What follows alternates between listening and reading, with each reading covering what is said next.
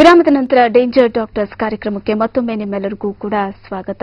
ಕರ್ನಾಟಕ ವೈದ್ಯಕೀಯ ಪರಿಷತ್ ತಂದಿರುವಂತಹ ಒಂದು ಹೊಸ ಸೂತ್ರದ ಬಗ್ಗೆ ಇವತ್ತಿನ ಕಾರ್ಯಕ್ರಮದಲ್ಲಿ ನಾವು ಮಾತನಾಡ್ತಾ ಇದ್ವಿ. ವೈದ್ಯರಿಗೆ ಯಾವ ರೀತಿಯಾದಂತಹ ಅನುಕೂಲಗಳಾಗುತ್ತೆ, ಇನ್ನು ಇದ್ರ ಜೊತೆಗೆ ಪೇಷಂಟ್ಸ್ಗೂ ಸಹ ಯಾವ ರೀತಿಯಾದಂತಹ ಅನುಕೂಲಗಳಾಗುತ್ತೆ ಅನ್ನೋದ್ರ ವಿಚಾರವಾಗಿಯೂ ಸಹ ಕೇಳಬೇಕು. ಇಷ್ಟು ತನಕ ಹೇಳಿದ್ರು ವೈದ್ಯರಿಗೆ ಯಾವ ರೀತಿ ಅನುಕೂಲ ಆಗುತ್ತೆ, ಬರ್ತಾ ಇರುವಂತಹ ಹೊಸ ಒಂದು ಆವಿಷ್ಕಾರಗಳ ಬಗ್ಗೆ ಯಾವ ರೀತಿ ಅವರಿಗೆಲ್ಲ ನಾಲೆಜ್ ಬರುತ್ತೆ ಅನ್ನೋ ವಿಚಾರವಾಗಿ ತಿಳಿಸ್ಕೊಟ್ರು. ಇನ್ನು ಪೇಷಂಟ್ಸ್ಗೆ ಯಾವ ರೀತಿ ಹೆಲ್ಪ್ ಆಗುತ್ತೆ ಇದರಿಂದ? ಡೆಫಿನೆಟ್ ಆಗಿ ಹೆಲ್ಪ್ ಆಗುತ್ತೆ. ಯಾಕೆ ಅಂತ ಹೇಳಿದ್ರೆ ನಾವು ಅದೇ ಈ ಸಿಎಂಇಗಳಲ್ಲಿ ನಾವು ಫಾರ್ಮ್ಯಾಟನೇ ಡಿಸೈನ್ ಮಾಡಿರ್ತೀವಿ. ಈಗ ನಾನು ಸೆಕ್ರೆಟರಿ ಆಗಿರೋದ್ರಿಂದ ಸ್ಲಾಟ್ಗಳು ಡಿಸೈಡ್ ಮಾಡ್ತೀವಿ.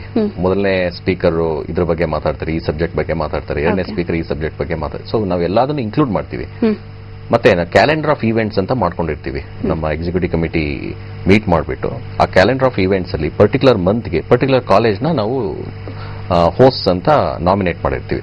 ಆ ಮೆಡಿಕಲ್ ಕಾಲೇಜ್ ಟೀಮ್ ಪ್ರೊಫೆಸರ್ಗಳು, ಅಸಿಸ್ಟೆಂಟ್ ಪ್ರೊಫೆಸರ್ಗಳು, ಅಸೋಸಿಯೇಟ್ ಪ್ರೊಫೆಸರ್ಗಳು, ಪಿಜಿ ಪೋಸ್ಟ್ ಗ್ರಾಜುಯೇಟ್ ಸ್ಟೂಡೆಂಟ್ಸ್ಗಳು ಟಾಪಿಕ್ಗಳನ್ನ ತಗೊಂಡು ಬಂದು ಅಲ್ಲಿ ಪ್ರೆಸೆಂಟ್ ಮಾಡ್ತಾರೆ.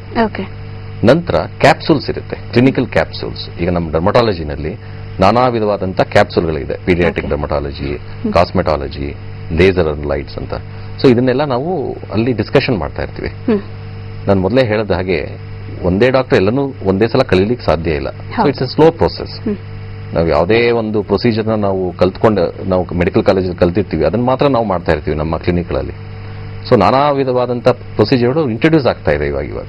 ಲೇಸರ್ ಟೆಕ್ನಾಲಜಿ ಎಸ್ಪೆಷಲಿ ಯುರೋಪಿಂದ, ಅಮೆರಿಕಾದಿಂದ ಲೇಸರ್ ಟೆಕ್ನಾಲಜಿ ಬೇರೆ ಬೇರೆ ವಿಧವಾದಂಥ ಕಾಸ್ಮೆಟಿಕ್ ಪ್ರಾಬ್ಲಮ್ಗಳಿಗೆ, ಹೈಪರ್ ಪಿಗ್ಮೆಂಟೇಷನ್ ಆಗಿರಬಹುದು ಅಥವಾ ಫೇಶಿಯಲ್ ಹೇರ್ಸ್ ಇರಬಹುದು, ಪ್ರತಿಯೊಂದು ಸಮಸ್ಯೆಗಳ ಬಗ್ಗೆಯೂ ಸಹ ನೀವು ಈ ರೀತಿ ಅದನ್ನ ನಾವು ಅಡಾಪ್ಟ್ ಮಾಡ್ಕೊಳ್ಬಹುದು. ಚರ್ಚೆ ಆಗುತ್ತೆ ಡೆಫಿನೆಟ್ ಆಗಿ. ಓಕೆ, ಅಂದ್ರೆ ಹಿರಿಯ ನುರಿತ ವೈದ್ಯರುಗಳು ಅವರುಗಳು ಆ ಪ್ರೊಸೀಜರ್ಗಳನ್ನ ಬೇರೆ ಕಡೆಯಿಂದ ಕಲ್ತ್ಕೊಂಡು ಬಂದಿರೋರು ಸಹ ಬರ್ತಾರೆ.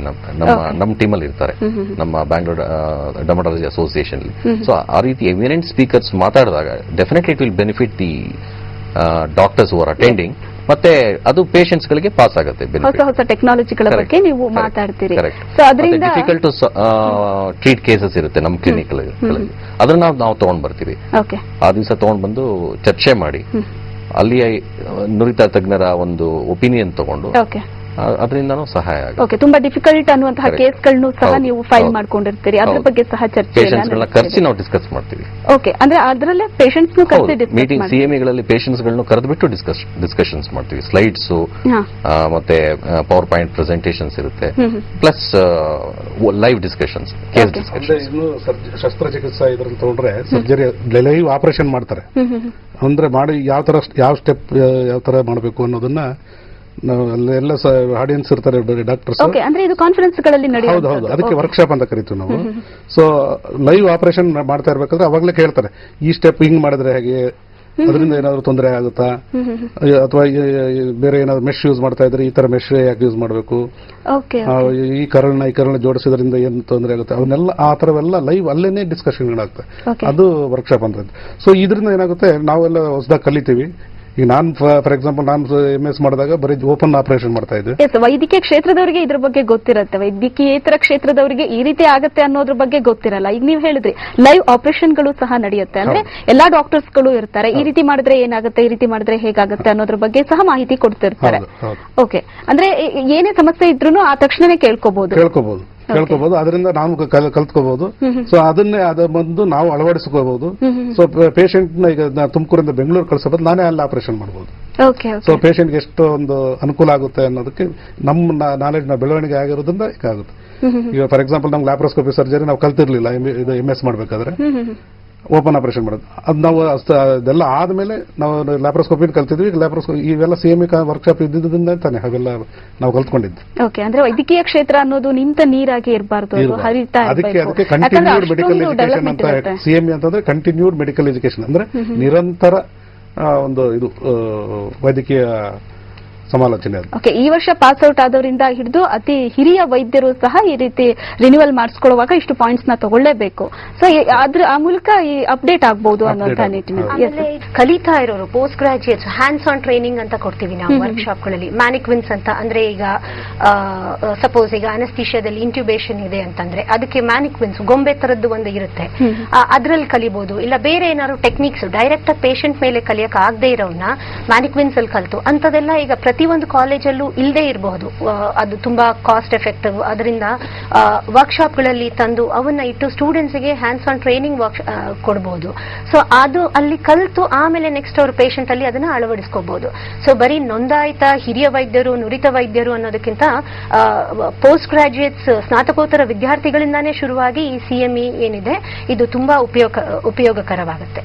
ಓಕೆ, ಇನ್ನು ನೀವು ರಿನ್ಯೂವಲ್ ಮಾಡಿಸ್ಕೊಳ್ಳುವಂತ ವಿಚಾರ ಹೇಳಿದ್ರೆ 5 ವರ್ಷಕ್ಕೊಂದ್ಸಲ ರಿನ್ಯೂವಲ್ ಮಾಡಿಸ್ಕೋಬೇಕು ಅಂತ. ಈ ಗವರ್ಮೆಂಟ್ ವೈದ್ಯರು ಇರ್ತಾರಲ್ಲ, ಅವರು ಸಹ ರಿನ್ಯೂವಲ್ ಮಾಡಿಸ್ಕೋಬೇಕು. ಎಲ್ಲಾ ವೈದ್ಯರು, ಗೌರ್ಮೆಂಟ್ ಆಗ್ಲಿ ಪ್ರೈವೇಟ್ ಆಗ್ಲಿ, ಈವನ್ ಗೌರ್ಮೆಂಟ್ ಇದು ಮೆಡಿಕಲ್ ಕಾಲೇಜಲ್ಲಿ ಇರ್ತಕ್ಕಂಥ ಟೀಚರ್ಸ್ ಆಗ್ಲಿ ಎಲ್ಲರಿಗೂ ಇದು ಅನ್ವಯಿಸ್ತದೆ. ಓಕೆ, ಒಂದೇನಂದ್ರೆ ಟೀಚರ್ಸ್ ಪೋಸ್ಟ್ ಗ್ರಾಜುಯೇಟ್ಸ್ ಅವ್ರಿಗೆ ಟೀಚ್ ಮಾಡೋದ್ರಿಂದ ಹೊಸ ಹೊಸ ವಿಧಾನಗಳನ್ನ ಅವರು ತಿಳ್ಕೊಳ್ತಾ ಇರ್ತಾರೆ, ಪ್ಲಸ್ ರಿಸರ್ಚ್ ಅವು ಮಾಡ್ತಿರ್ತಾರೆ. Practitioners usually they are busy with practice. So ಅವ್ರಿಗೆ ಸ್ವಲ್ಪ ಅಂದ್ರೆ ಈ ಟೈಮ್ ಇರೋದಿಲ್ಲ ಯಾವುದೇ ಒಂದು ಇದು ಮಾಡಿ, ಇಮಿಡಿಯೇಟ್ ಆಗಿ ಸರ್ಜರಿ ಬರುತ್ತೆ, ಇನ್ಯಾವುದೋ ಒಂದು ಅರ್ಜೆಂಟ್ ಪೇಷಂಟ್, ಅಂತವ್ರಿಗೆ ಆಕ್ಚುಲಿ CME ಅಟೆಂಡ್ ಆಗಲೇಬೇಕಾಗ್ತದೆ.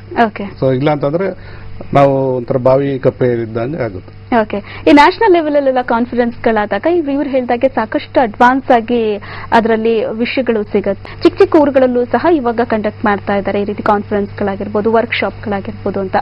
ಇದೇ ರೀತಿ ಅಡ್ವಾನ್ಸ್ ಆದಂತಹ ಒಂದು ಇನ್ಫಾರ್ಮೇಶನ್ಗಳು ಅಲ್ಲೂ ಸಿಗುತ್ತಾ? ಹೌದು, ಸಿಗುತ್ತೆ. ಯಾಕೆಂದ್ರೆ ಚಿಕ್ಕ ಚಿಕ್ಕ ಊರುಗಳಲ್ಲಿ ನಡೆದಾಗ್ಲೂ ಅವರು ಕರ್ಸೋ ಸ್ಪೀಕರ್ಸ್ ಯಾರಿರ್ತಾರೆ ಅವರು ಬೇರೆ ಕಡೆಯಿಂದ ಬಂದಿರ್ತಾರೆ. ಆ ಫೀಲ್ಡ್ ಅಲ್ಲಿ ಇಲ್ಲ, ಆ ಟಾಪಿಕ್ ಅಲ್ಲಿ ಅವರು ಸಾಕಷ್ಟು ಎಕ್ಸ್ಪೀರಿಯನ್ಸ್ ಇರೋರಾಗಿರ್ತಾರೆ. ಸೊ ಅವರು ತಮ್ಮ ಅನುಭವಗಳನ್ನ ಹಂಚಿಕೊಂಡಾಗ ಅದು ಅಲ್ಲಿರೋ ಈವನ್ ಚಿಕ್ಕ ಊರುಗಳಲ್ಲೂ ಇರೋ ವೈದ್ಯರುಗಳಿಗೆ ತುಂಬಾ ಉಪಯೋಗ ಆಗುತ್ತೆ. ಓಕೆ, ಇನ್ನು ಮೊದಲೆಲ್ಲ ರಿನ್ಯೂವಲ್ ಮಾಡಿಸ್ಕೋಬೇಕು ಅಂತ ಅಂದ್ರೆ 5 ವರ್ಷಕ್ಕೊಂದ್ಸಲ ಹೋಗ್ತಿದ್ರಿ ಕರ್ನಾಟಕ ವೈದ್ಯಕೀಯ ಪರಿಷತ್ ಕೌನ್ಸಿಲ್ಗೆ ಹೋಗ್ಬಿಟ್ಟು ರಿನ್ಯೂವಲ್ ಮಾಡಿಸ್ಕೊಂಡು ಬಂದ್ಬಿಡ್ತಾ ಇಲ್ಲ. ಅವಾಗ ಬರೀ ಇನಿಷಿಯಲ್ ರಿಜಿಸ್ಟ್ರೇಷನ್ ಮಾತ್ರ ಇತ್ತು, ರಿನ್ಯೂವಲ್ ಇರಲಿಲ್ಲ. ಇವಾಗ ಸ್ಟಾರ್ಟ್ ಆಗ್ತಾ ಇರೋದು. ಸೊ ಈ ಒಂದು ಪ್ರೊಸೆಸ್ ಇದೆಯಲ್ವಾ, ಇದು ಸ್ವಲ್ಪ ಬರ್ಡನ್ ಅಂತ ಅನಿಸ್ತಿದೆ ಅಂತ ಅನ್ಸುತ್ತಾ? ಸ್ಟಾರ್ಟಿಂಗ್ ಈ ರೀತಿಯ ಸೂತ್ರ ಜಾರಿಗೆ ತಂದಾಗ ವೈದ್ಯರ ಒಂದು ರಿಯಾಕ್ಷನ್ ಹೇಗಿತ್ತು? ಹಾಗಾದ್ರೆ ನೀವೇ ಏನಂತ ಅನ್ಕೊಂಡಿದ್ರಿ? ನನ್ನ ಪ್ರಕಾರ ಇದು ಬರ್ಡನ್ ಆಗೋದಿಲ್ಲ. ಯಾಕೆಂದ್ರೆ most of the time we are attending conferences. ನೀವು ಹೇಳಿದಾಗೆ ಇಂಟರ್ನ್ಯಾಷನಲ್, ನ್ಯಾಷನಲ್ ಲೆವೆಲ್ ಅಲ್ಲಿ ಕಾನ್ಫರೆನ್ಸಸ್ ಆಗ್ತಾ ಇರುತ್ತೆ ಬೇರೆ ಬೇರೆ ಊರುಗಳಲ್ಲಿ. ಅದು ಸ್ಪೆಷಾಲಿಟಿ ಬಗ್ಗೆ ನಡೆಸ್ತಾ ಇರ್ತಾರೆ. ಅದನ್ನ ನಾವು ಅಟೆಂಡ್ ಮಾಡ್ತಾನೆ ಇರ್ತೀವಿ. ಯಾಕಂದ್ರೆ we have to upgrade our knowledge. Plus local bodies, ನಮ್ಮ ಡರ್ಮಟಾಲಜಿ ಅಸೋಸಿಯೇಷನ್ ಆಗಲಿ, ಪೀಡಿಯಾಟ್ರಿಕ್ ಅಸೋಸಿಯೇಷನ್ ಆಗಲಿ, ಲೋಕಲ್ ಬಾಡೀಸ್ ಸಿಟಿನಲ್ಲಿ ಅವ್ರ ಕಾನ್ಫರೆನ್ಸಸ್ ಮಾಡ್ತಾ ಇರ್ತಾರೆ, ಅದನ್ನ ಅಟೆಂಡ್ ಮಾಡ್ತಾ ಇರ್ತೀವಿ. ಸೊ ನಿಮ್ಗೆ ಕ್ರೆಡಿಟ್ ಅವರ್ಸ್ ಸಿಗ್ತಾನೆ ಇರುತ್ತೆ.